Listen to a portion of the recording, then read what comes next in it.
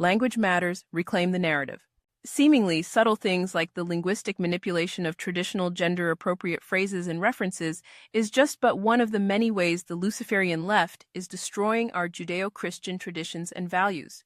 For example, the left has changed how heterosexual couples refer to their girlfriends and boyfriends.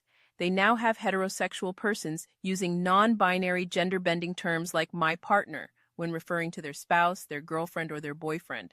Throughout history and the majority of my lifetime, that type of language was never used when a heterosexual was referring to their spouse.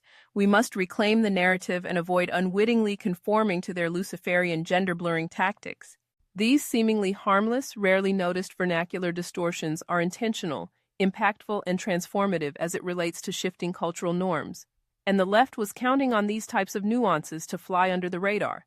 But the Exodus Media Network is fighting the cultural battle and informing the masses, so that together we can begin to reverse course and return America to its traditional Judeo-Christian state. Additionally, men must also stop referring to women as man. This practice has become commonplace within urban vernacular. In particular, you typically hear this practice of men referring to women as man during pre-game, mid-game, and post-game professional and amateur sports interviews where you have female reporters interviewing male athletes. Listen for this common practice this weekend when you're listening to the pre, mid, and post-game interviews of your favorite athletes.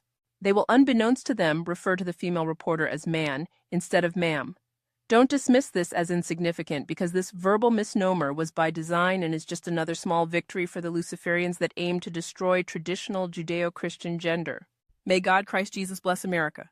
Thinking about the million different ways I get to give him praise. To penetrate the culture, use the gifts he gave. To disseminate the message like the ticker tape. Just to illustrate his will and grace. I set calm like the syndicated veneration for the saints. To reach a lost generation like Hemingway.